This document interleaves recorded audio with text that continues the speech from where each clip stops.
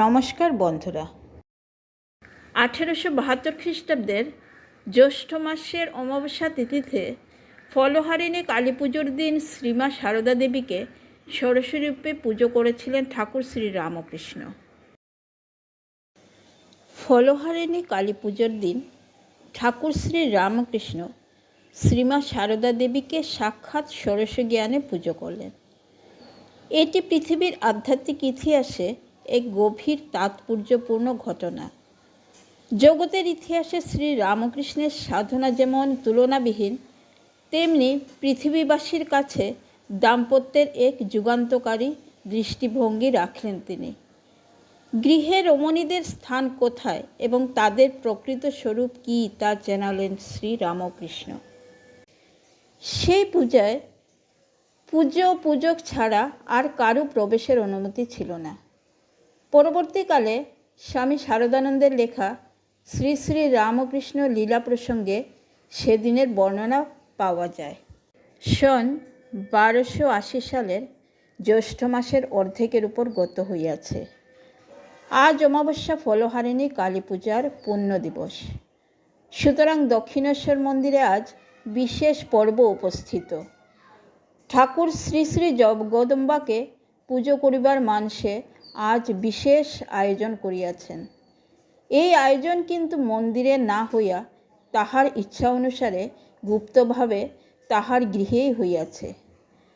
পূজাকালে দেবীকে বসিতে দিবার জন্য আলিম্পনভূষিত এখানি পীঠ পূজকের আসনের দক্ষিণ পার্শ্বে স্থাপিত হইয়াছে। সূর্য অস্তগমন করিল। ক্রমে গড় তিমিরাগুণ্ঠনে অমাবস্যার নিশি সমাগত হইল। ঠাকুরের ভাগিনী হৃদয়কে অদ্য রাত্রিকালে মন্দিরে দেবীর বিশেষ পূজা করিতে হইবে। সুতরাং ঠাকুরের পূজার আয়োজনে যথাসাধ্য সহায়তা করিয়া সে মন্দিরে চলিয়া যাইল এবং রাধা গোবিন্দের রাত্রিকালে সেবা পূজা সমাপন্তের দিনু পূজারী আসিয়া ঠাকুরকে ওই বিষয়ে সহায়তা করিতে লাগিলেন। দেবীর রহস্য পূজার সকল আয়োজন সম্পূর্ণ হইতে রাত্রি 9টা বাজিয়া গেল। শ্রীমতী মাতা ঠাকুরানীকে পূজাকালে উপস্থিত থাকিতে ঠাকুর ইতিপূর্বে বলিয়া পাঠাইয়াছিলেন। তিনিও ওই গৃহে এখন আসিয়া উপস্থিত হইলেন। ঠাকুর পূজায় বসিলেন। পূজার দ্রব্য সকল সংশোধিত হইয়া পূর্বকৃত সম্পাদিত হইল। ঠাকুর এইবার আলিম্পনভূষিত পীঠে শ্রী শ্রী মাকে উপবেশনের জন্য ইঙ্গিত করিলেন।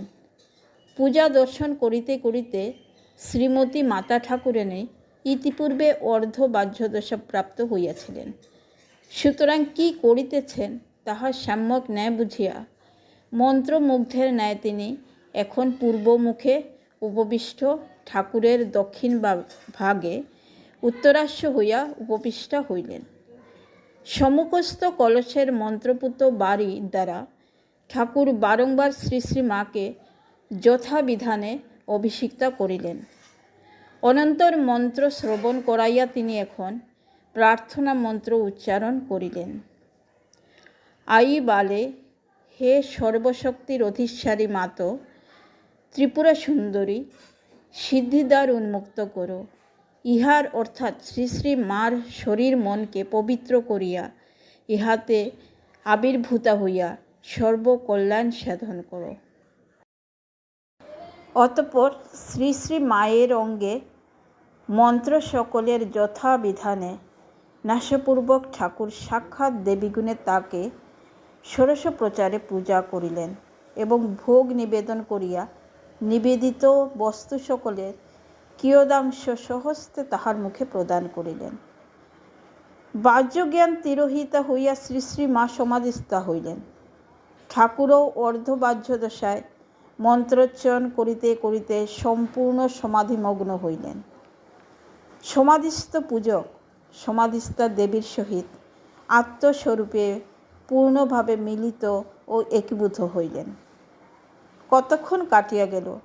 নিশার দ্বিতীয় প্রহর বহুক্ষণ অতীত হইল। আত্মারাম ঠাকুরের এইবার বাহ্য সংজ্ঞার কিছু কিছু লক্ষণ দেখা গেল। পূর্বের ন্যায় অর্ধবাহ্য দশা প্রাপ্ত হইয়া তিনি এখন দেবীকে আত্মনিবেদন করিলেন। অনন্তর আপনার সমস্ত সাধনার ফল এবং জপের মালা প্রভৃতি সর্বস্ব শ্রী শ্রী দেবী পাদপদ্মে চিরকালের নিমিত্ত বিসর্জনপূর্বক মন্ত্রাচ্চরণ করিতে করিতে তাহাকে প্রণাম করিলেন। হে সর্বমঙ্গলের মঙ্গল স্বরূপে, হে সর্বকর্ম নিষ্পানকারিণী, হে শরণদায়িনী ত্রিনয়নী, শিবগেহিনী গৌরী, হে নারায়ণী, তোমাকে প্রণাম, তোমাকে প্রণাম করি। পূজা শেষ হইল। মূর্তিমতী বিদ্যারূপিণী মানবীর দেহাবলম্বে ঈশ্বরের উপাসনাপূর্বক ঠাকুরের সাধনার পরিসমাপ্তি হইল। তাহার দেব মানবত্ব সর্বতোভাবে সুসম্পন্নতা লাভ করিল।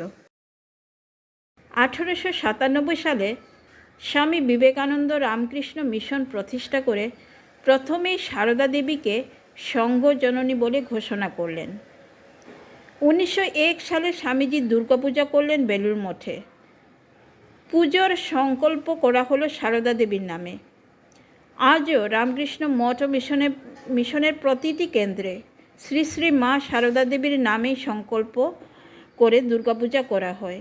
এমনকি প্রতি ফলহারিণী অমাবস্যায় রামকৃষ্ণ মঠ ও মিশনের প্রতিটি কেন্দ্রে ষোড়শী পূজাও করা হয়। ঠাকুর শ্রী রামকৃষ্ণ দেবীরূপে সারদাকে পুজো করে তার সমস্ত সাধনার ফল তাকে অর্পণ করেছিলেন। আর এই ঘটনার মধ্যে গিয়ে নারী জাতির প্রতি সম্মান প্রদর্শনের যে উচ্চ আদর্শ তিনি গড়ে তুলেছিলেন, পরবর্তীকালে স্বামী বিবেকানন্দ তার কর্ম দিয়ে তারই ফলিত রূপ জগৎকে দেখালেন।